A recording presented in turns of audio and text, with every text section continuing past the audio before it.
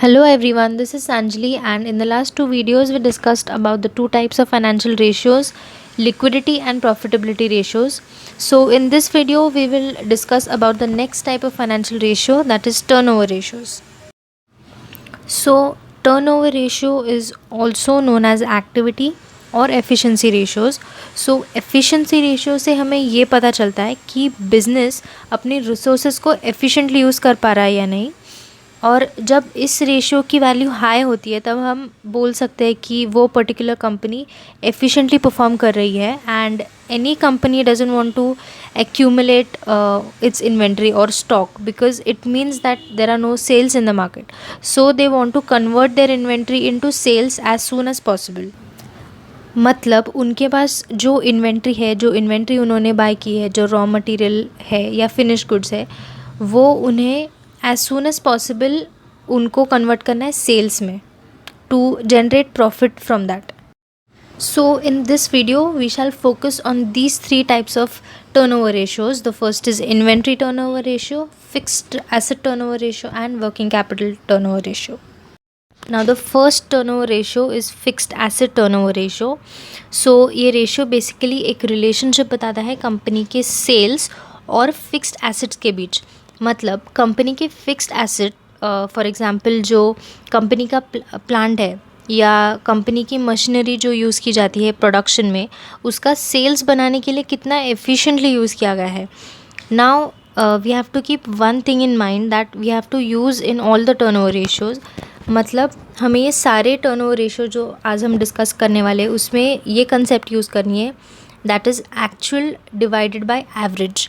So this shows the actual activity of the company. तो हमें सारे रेशियोज़ में ये टाइप यूज़ करना है, that is actual divided by average. So the formula to calculate fixed asset turnover ratio is net sales divided by average fixed asset. So जैसे मैंने बताया कि हमें actual divided by average की concept यूज़ करनी है. तो actual मतलब net sales हुआ और average मतलब average fixed asset. So likewise हमें सारे ratios में ये टेक्निक अप्लाई करनी है. तो अब हम देखते हैं कि इस रेशियो को एक्चुअली कैसे कैलकुलेट करना है. तो as I said the formula is net sales divided by average fixed assets.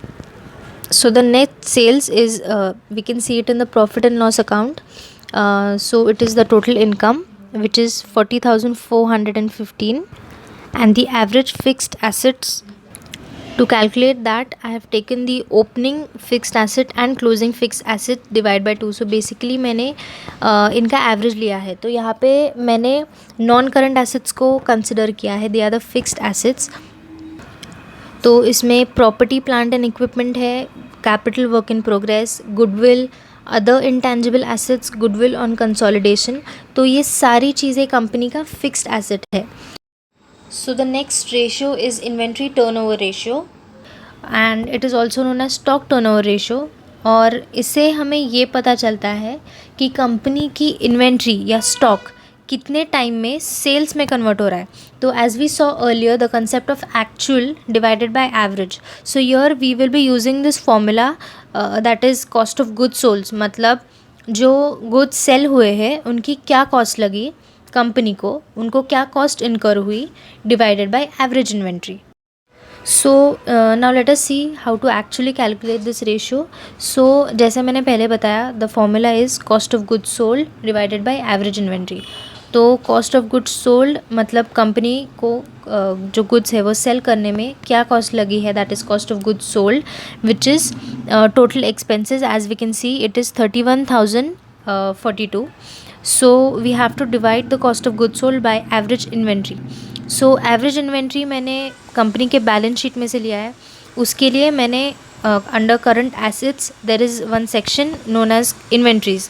So I have taken the inventory as on 31st March 2020 which was 2,767 plus inventory as on 31st March 2019 which is 2,574 and then divided by 2. So basically मैंने इन दोनों का average लिया है which is 2,670.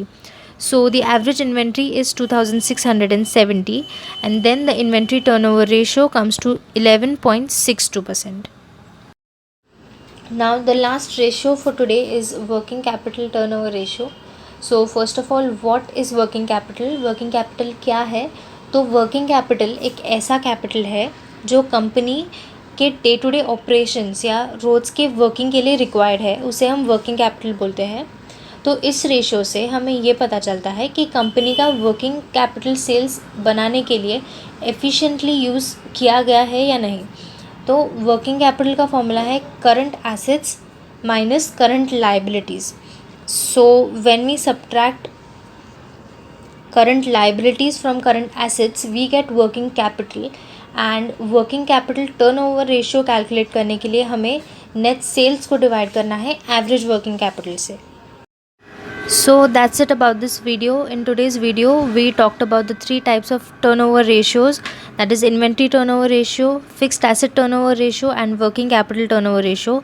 इन तीनों ratio से हमें company के efficiency के बारे में पता चलता है कि कंपनी अपने बिजनेस के रिसोर्सेज को एफिशिएंटली यूज़ कर पा रहा है या नहीं।